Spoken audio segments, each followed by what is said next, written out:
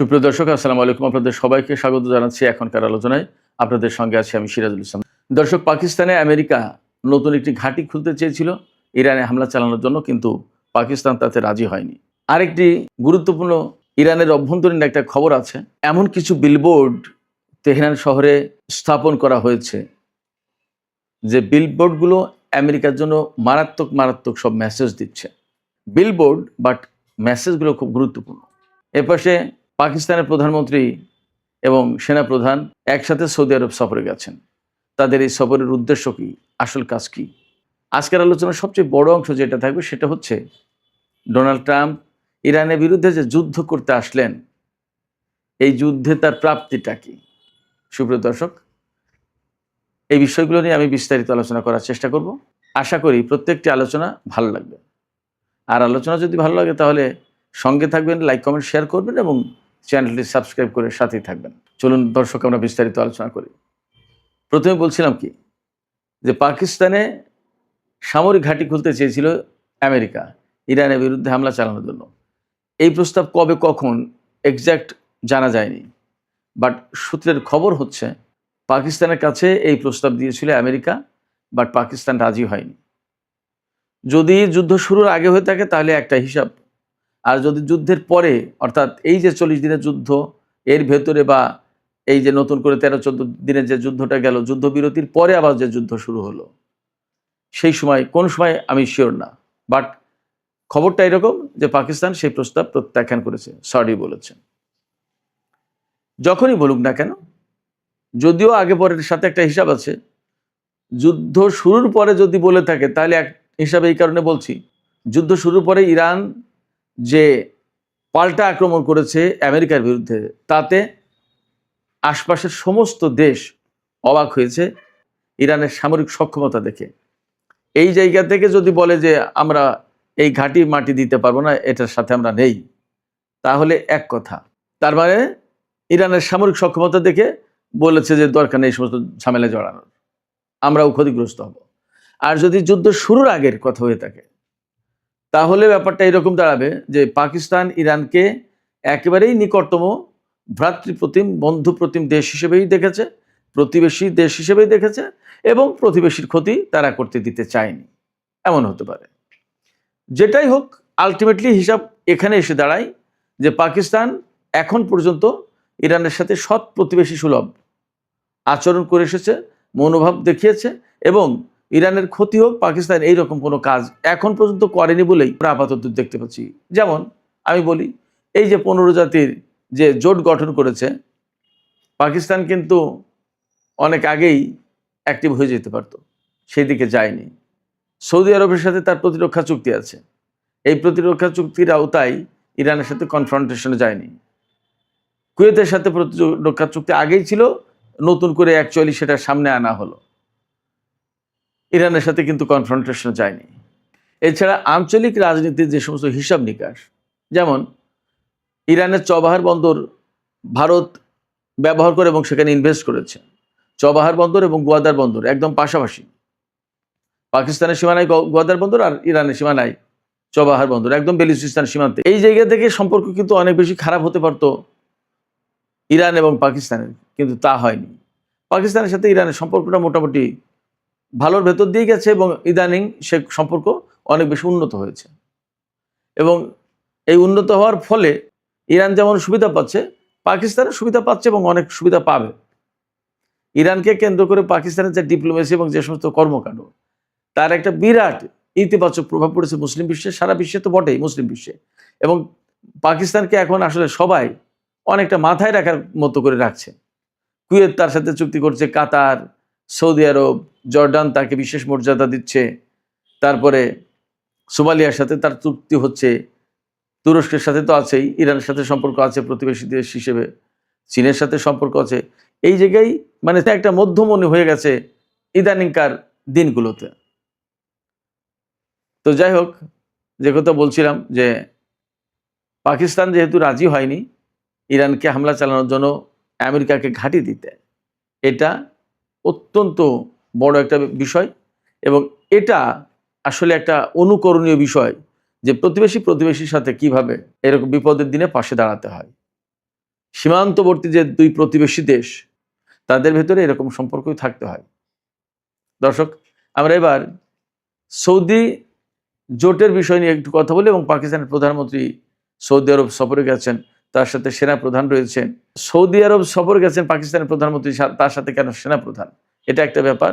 আর Saudi আরব, আপনারা সবাই জানেন যে কয়েকদিন আগে একটা জোট গঠন করেছে, 15 জাতির জোট, ইয়েমেনের হুতিদের বিরুদ্ধে যুদ্ধ করার জন্য। সেটারও একটা ব্যাপার আছে। তো এই বিষয়টা নিয়ে একটু আলোচনা করি। সেটা হচ্ছে পাকিস্তানের প্রধানমন্ত্রী শেহবাজ শরীফ এবং সেনা প্রধান ফিল্ড মার্শাল আসিম মুনির, তারা দুইজন সৌদি আরব সফরে গেছেন। এই সফরে দুইজনের সাথেই সৌদি রাজা সালমান, যুবরাজ মোহাম্মদ বিন সালমান, তাদের বৈঠক হবে। তারা উমরা পালন করবেন যথারীতি এবং মদিনা শরীফের রাসূল সাল্লাল্লাহু আলাইহি ওয়াসাল্লামের রওজা জিয়ারত করবেন। এরকম অনেকগুলো গুরুত্বপূর্ণ কাজ আছে। এর ভিতরে সবচেয়ে বড় যে কাজটা হবে সেটা হচ্ছে এই যে, আমার ধারণা, এই যে ইয়েমেনের সাথে সৌদি আরব লড়াই করার জন্য যে 15 জাতির জোট করলো, এখানে কিন্তু হুতিরা পাকিস্তানকে বিশেষ সুবিধা দিয়েছে, তাদের জাহাজ আটকাচ্ছে না। তাইলে পাকিস্তান এখানে কিন্তু নৈতিকভাবে একটা দায়বদ্ধতার ভিতরে পড়েছে। পাশাপাশি ইরানের সাথে তার যে সম্পর্ক এবং হুতিদের সাথে যদি এখন পাকিস্তান সৌদি আরবের হয়ে লড়াই করে, তাহলে মধ্যপ্রাচ্যের অনেক হিসাব বিকাশ কিন্তু পাল্টে যাবে। এই জায়গা থেকে পাকিস্তানকে অত্যন্ত সতর্কতার সাথে পা ফেলতে হচ্ছে। সৌদি আরবের সাথে পাকিস্তানের সম্পর্ক আছে, এটা আমরা জানি। এটা বহু আগে থেকে ছিল, এখনও আছে, ভবিষ্যতে আরও কতদিন থাকবে তার কোনো ঠিক ঠিকানা নেই। এবং ইয়েমেনের সাথে সৌদি আরব এর আগে জোটবদ্ধভাবে লড়াই করেছে, কিন্তু সেই জোটে সরাসরি পাকিস্তান যুক্ত হয়নি। শেহবাজ শরীফের ভাই নওয়াজ শরীফ যখন পাকিস্তানের প্রধানমন্ত্রী 2015 সালে, তখন কিন্তু সৌদি আরব ইয়েমেনের বিরুদ্ধে প্রথম যুদ্ধ শুরু করে। তখনও কিন্তু নওয়াজ শরীফ সরাসরি সৌদি আরবের পক্ষে দাঁড়িয়ে ইয়েমেনের সাথে যুদ্ধ করেনি, কারণ ভ্রাতৃঘাতী, মুসলিম ভ্রাতৃঘাতী যুদ্ধ হবে, এই কাজটা পাকিস্তানে করেনি। নাম্বার 1।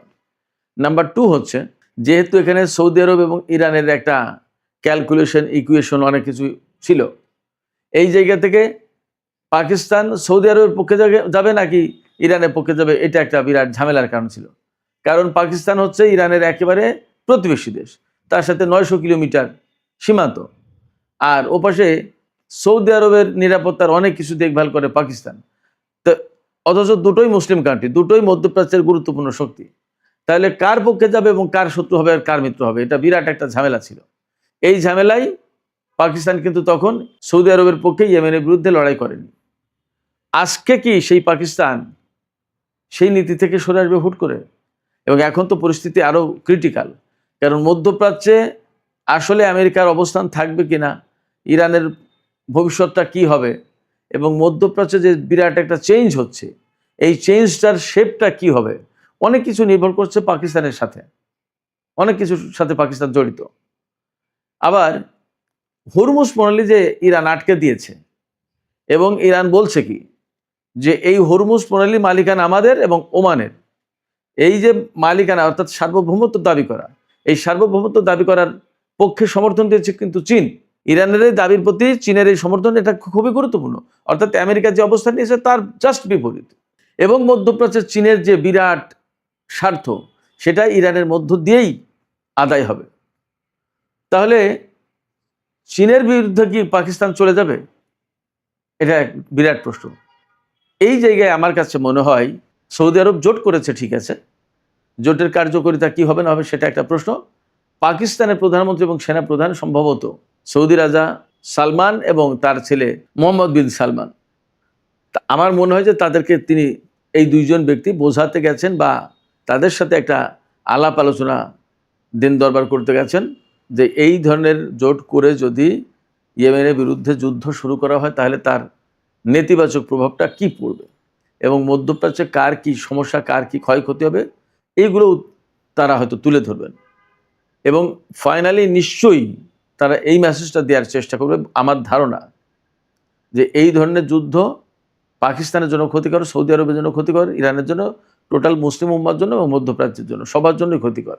এবং এতে আলটিমেটলি লাভবান হবে ইসরায়েল এবং তার সহযোগী শক্তিগুলো। হয়তো পাকিস্তান এই মেসেজ দেওয়ার চেষ্টা করবে। আফটার অল হয়তো চীনের পক্ষ থেকেও কিছু মেসেজ থাকবে আমার ধারণা যে চীনের কিছু মেসেজ নিয়েই পাকিস্তানের প্রধানমন্ত্রী এবং সেনাপ্রধান সৌদি আরব গেছে, যে চীন কিন্তু এই জিনিসগুলো হয়তো চাইছে না। পাকিস্তানের কথা সৌদি আরবের রাজা বাদশারা কতটুকু শুনতে চাইবেন সেটা একটা ব্যাপার, কিন্তু চীনের কথাই তারা চুপ হতে পারে। আমার ধারণা যে সেনাপ্রধান এবং প্রধানমন্ত্রী দুইজন একসাথে সফর গেছেন এই সমস্ত কারণে। এর সাথে কিন্তু আরও কয়েকজন মন্ত্রী আছেন। পররাষ্ট্রমন্ত্রী তো এই মুহূর্তে সৌদি আরবে রয়েছেন, পাকিস্তানের পররাষ্ট্রমন্ত্রী ইসহাক দার। এছাড়া তথ্যমন্ত্রী এবং আরও বেশ কয়েকজন মন্ত্রী এই সফরে শাহবাজ শরীফের সাথে আছেন। সুপ্রিয় দর্শক, আজকের মূল যে আলোচনাটা করতে চাইছিলাম সেটা হচ্ছে যে তেহরান শহরকে বিলবোর্ডের শহরে পরিণত করা হয়েছে। তেহরান শহরকে বিলবোর্ডের শহরে পরিণত করা হয়েছে এবং সেখানে বেশ কিছু মেসেজ ক্যারি করছে আমেরিকার জন্য। একটা বিলবোর্ডে দেখানো হয়েছে যে স্ট্যাচু অফ লিবার্টি ভেঙে চুরে পড়ে গেছে। আর একটা বোর্ডে দেখানো হয়েছে ইরানের সর্বোচ্চ নেতা যিনি শহীদ হয়ে গেলেন আয়াতুল্লাহ আলী খামেনি, তার মুষ্টিবদ্ধ হাত। আরেকটা বিলবোর্ডে দেখা যাচ্ছে যে কারবালায় যে লাল পতাকা ছিল ইমাম হোসেনের কাছে, সেই পতাকা নিয়ে একজন তরুণ দাঁড়িয়ে। আরেকটা বিলবোর্ডে দেখা যাচ্ছে হরমুজ প্রণালী এলাকায় একটা কঙ্কাল পড়ে আছে এবং পারস্য উপসাগর দিয়ে একটি বিরাট বিশাল জাহাজ যাচ্ছে, তাতে লেখা আছে দি পার্সিয়ান গালফ, ফার্সিতে খালিজে ফর্স লেখা রয়েছে। এই যে বিলবোর্ডগুলো, এই বিলবোর্ডগুলো দিয়ে মূল মেসেজ যা বলা হচ্ছে যে আমেরিকা তাদের সর্বোচ্চ নেতাকে হত্যা করেছে, কেন তার প্রতিশোধ দেওয়া হবে না। এবং বলা হচ্ছে যে ইমাম হোসেনের অনুসারীরা, কেন তোমরা তোমাদের ইমামকে হত্যার অর্থাৎ আলী খামেনিকে হত্যার প্রতিশোধ নেবে না। জাগিয়ে তোলা হচ্ছে, মেসেজ দেওয়া হচ্ছে এবং প্রতিশোধের বাণী এখান থেকে প্রচার করা হচ্ছে। এবং স্ট্যাচু অফ লিবার্টি যে ভেঙে পড়ে গেছে, তার মানে স্ট্যাচু অফ লিবার্টি ন্যায় বিচারের প্রতীক ছিল। ন্যায় বিচারের প্রতীক নেই, এটা ধ্বংস হয়ে গেছে, এটা শেষ, এটা প্রমাণ করা হয়েছে। আর পারস্য উপসাগরের হরমুজ প্রণালী এলাকায় যে কঙ্কাল পড়ে রয়েছে, অর্থাৎ আমেরিকা বহুদিন ধরে হরমুজ প্রণালী খোলার চেষ্টা করেও ব্যর্থ হয়েছে, তারা পারেনি, তারা ব্যর্থ। এবং সেখানে ইরানের কন্ট্রোল পরিষ্কার, ইরানের জাহাজ চলাচল করছে, এটা মিন করছে। অর্থাৎ এখানে আমেরিকার জন্য বেশ কিছু মেসেজ আছে। এই মেসেজগুলোর সাকুল্যে মোদ্দা কথা যেটা, সেটা হচ্ছে সেই আলোচনাটাই আসল আলোচনা, এবং সেটা আমি এখন করি। আমেরিকা আসলে মধ্যপ্রাচ্যে অভিযান চালিয়ে কি পেয়েছে? তারা ইরানের সরকার পরিবর্তন করতে এসেছিল, তারা ইরানের পরমাণু কর্মসূচি ধ্বংস করে দিতে এসেছিল, ইরানের সামরিক সক্ষমতা একদম কমপ্লিটলি মাটির সাথে মিশিয়ে দিতে চেয়েছিল, ইরানের হাতে কোনো ক্ষেপণাস্ত্র, কোনো প্রতিরক্ষা ব্যবস্থা থাকবে না, এরকম করতে চেয়েছিল। এবং ইরানে একটা তাদের মতো করে একটা সরকার প্রতিষ্ঠা করতে চেয়েছিল। এটা 48 ঘন্টা থেকে 2-4-5 দিনের ভেতরেই করতে চেয়েছিল। কিন্তু ব্যাড লাক, তাদের সরকার পরিবর্তন হয়নি, ইরানের পরমাণু কর্মসূচি ধ্বংস হয়নি, ইরানের সামরিক সক্ষমতা ধ্বংস করা তো দূরে কথা, আরও বেড়েছে। এবং ইরানে তাদের মতো করে সরকার একটা প্রতিষ্ঠা করতে পারেনি। এটা তো গেল পুরনো আলোচনা। নতুন আলোচনা বা সবচেয়ে গুরুত্বপূর্ণ যেটা, সেটা হচ্ছে এই হরমুজ প্রণালী খোলা ছিল, বন্ধ করে দিয়েছে এখন ইরান। এখন অনেকগুলো শর্ত শরায়তের ভেতর দিয়ে এই হরমুজ প্রণালী ইরানকে দিয়ে খোলাতে হবে। এবং আসলে এই সমস্ত শর্ত শরায়তে ইরান কতদূর রাজি হবে সেটাও এখন প্রশ্ন। অর্থাৎ যুদ্ধের আগে হরমুজ প্রণালী খোলা ছিল, সেই হরমুজ প্রণালী এখন বন্ধ। সেই হরমুজ প্রণালী খুলতে গেলে এখন ইরানকে টাকা দিতে হবে। সেই টাকাটা কি? নগদ ওই যে $300 বিলিয়ন একটা ফান্ড, ওইটা দেওয়ার প্রশ্ন কিন্তু থেকে গেছে। ইরান ওই জায়গা থেকে সরবে না। আবার ইরানের যে সমস্ত বিদেশের তার যে সমস্ত অর্থ সম্পদ আমেরিকা আটকে রেখেছে নিষেধাজ্ঞা দিয়ে, সেই টাকা তাকে ফেরত দিতে হবে। তার উপর থেকে যত নিষেধাজ্ঞা, অর্থাৎ আমেরিকা যত ময়লা আবর্জনা চাপিয়েছিল ইরানের উপর, সেই ময়লা আবর্জনা কার্যত আমেরিকাকেই এখন পরিষ্কার করতে হবে। তাহলে যুদ্ধ করে লাভটা কি হলো? এর চেয়ে বড় কথা, মধ্যপ্রাচ্যে আমেরিকার যত ঘাঁটি ছিল সমস্ত ঘাঁটি তছনছ করে দিয়েছে।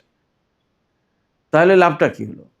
শুধু তছনছ করে দেয়নি, এই ঘাঁটিগুলো আর নতুন করে গড়তে পারবে না আমেরিকা, মনে হচ্ছে না। কারণ হরমুজ প্রণালী খুলে দেবে না, জাহাজ ভর্তি করে অস্ত্র আনতে পারবে না, ঘাঁটিগুলো আর কোনদিন দাঁড়াবে না। এবং মধ্যপ্রাচ্যের দেশগুলো যারাই আমেরিকার পরম বন্ধু, পরম শুভাকাঙ্ক্ষী ছিল, সেই দেশগুলো এখন আমেরিকাকে কিন্তু আর ভরসা করতে পারছে না। এই দেশগুলোর কাছে নিরাপত্তার নামে যে বিপুল পরিমাণে অস্ত্র বিক্রি করত, এখন কি আর তা পারবে? ইতিমধ্যেই কিন্তু পাকিস্তান এবং চীন জায়গা দখল করা শুরু করেছে। এরপরে মধ্যপ্রাচ্যে আমেরিকার বা সারা বিশ্বে যে প্রভাব প্রতিপত্তি ছিল, মাতুবরে ছিল, যে অবস্থান ছিল, সেই অবস্থানে সেই প্রভাব প্রতিপত্তি কি আর কোনোদিন ফিরে পাবে? শুধু তাই না, এই যুদ্ধ করতে এসে আমেরিকা যদি এখান থেকে পরাজিত হয়ে মধ্যপ্রাচ্য থেকে চলে যায়, তাহলে ইসরায়েলের নিরাপত্তা কোথায় যাবে? এই যে ভূখণ্ডটা, এই ভূখণ্ডটাকে তো এখন মারাত্মক হুমকির মুখে ফেলেছে। সম্ভবত ইরানের সাথে যুদ্ধ করতে এসে মধ্যপ্রাচ্যের দেশগুলোকে এখন একটা সুতোয় বেঁধে দেওয়ার ব্যবস্থা করলো, অর্থাৎ খানিকটা ঐক্যবদ্ধ হওয়ার ব্যবস্থা করে দিল সম্ভবত আমেরিকা। তাহলে কি দাঁড়াচ্ছে?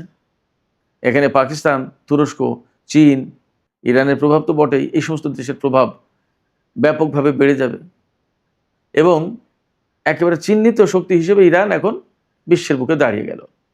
এতদিন গোপন শক্তি ছিল, ইরানকে মানে কি মানে না, নানান রকম ব্যাপার। তার সাথে যেহেতু আমেরিকার দ্বন্দ্ব, নিষেধাজ্ঞা, আমেরিকাকে উপেক্ষা করে কিন্তু কেউ ইরানের বিরুদ্ধে যেতে চাইতো না। এখন ইরানের সাথে পাকিস্তানের বিরাট বিরাট চুক্তি হচ্ছে। তাহলে তো সমস্ত সবকিছু মিলে হিসাব নিকাশ করে আমরা দেখতে পারি যে এই যুদ্ধ করতে এসে আমেরিকা আসলে খুব লাভবান হতে পারেনি।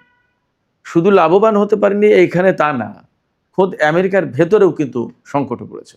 বহু সংখ্যক গুরুত্বপূর্ণ অফিসার, সেনা অফিসার, তাদেরকে বহিষ্কার করা হয়েছে, অনেকে পদত্যাগ করেছে। রাজনৈতিক ক্ষেত্রে রিপাবলিকান দল মারাত্মক রকমের সংকটে পড়েছে। সামনে নভেম্বরে যে মিড টার্ম ইলেকশন, সেই ইলেকশনে তারা পার পাবে কিনা সেটা একটা প্রশ্ন। ডোনাল্ড ট্রাম্প প্রেসিডেন্ট হিসেবে আমেরিকার জনগণ থেকে শুরু করে সারা বিশ্বের জনগণের কাছে একটা প্রশ্নের জন্ম দিয়েছে। তিনি যা বলেন তিনি তা রাখেন না, তাহলে তিনি কতটুকু বিশ্বাসযোগ্য? তার সাথে কোনো চুক্তি করলে সেটা কি অক্ষত রাখবেন তিনি? সেই প্রশ্ন কিন্তু সবার আগে এখন উঠে আসছে। তার সাথে চুক্তি করতে গেলে সবাই কিন্তু 2 বারের জায়গায় 10 বার ভাবছে। সব কিছু মিলে ইরান যুদ্ধ আমেরিকার জন্য বলা হচ্ছে প্রচণ্ডভাবে একটা নেগেটিভ কর্মকাণ্ড হিসেবে দেখা দিয়েছে। এ থেকে পজিটিভ কোনো রিটার্ন আমেরিকার জন্য থাকবে না। এখন ডোনাল্ড ট্রাম্প জোর করে বলছেন যে আমাদের হাতে প্রচুর অস্ত্র আছে, কিন্তু বাস্তব ইনফরমেশন হচ্ছে তাদের অস্ত্র ভাণ্ডার মারাত্মকভাবে খালি। তাহলে লাভটা কি হলো? সুপ্রিয় দর্শক, এখনকার আলোচনা এখানে শেষ করতে চাইছি। আলোচনা শেষের আগে আপনাদের মতামত জানতে চাই, আপনারা কি মনে করছেন এই যুদ্ধে? ইরানের সর্বোচ্চ নেতা মারা গেছেন এবং আরও অনেক সেনা কর্মকর্তা, বিজ্ঞানী অনেক মারা গেছেন, কিন্তু সমস্ত হিসাব নিকাশে আসলে লাভ কার হয়েছে আর ক্ষতি কার হয়েছে? সমস্ত হিসাব নিকাশ চূড়ান্ত যদি করেন, বেশি লাভবান কে হলো আর বেশি ক্ষতিগ্রস্ত কে হলো? আপনাদের মতামত জানিয়ে কমেন্টে লিখতে পারেন। আর ভিডিও ভালো লাগলে আবারও বলি, লাইক, কমেন্ট, শেয়ার করবেন এবং চ্যানেলটি সাবস্ক্রাইব করে সাথেই থাকবেন। দর্শক, এখনকার মতো আলোচনা এখানে শেষ করছি। সবাই অনেক অনেক ভালো থাকুন। আল্লাহ হাফেজ। দর্শক অবশ্যই শুরু থেকে শেষ পর্যন্ত দেখছেন, জানছেন। অবশ্যই আপনাদের মূল্যবান মতামত কমেন্টে জানিয়ে দিবেন। তো সবাই ভালো থাকবেন। ধন্যবাদ সবাইকে।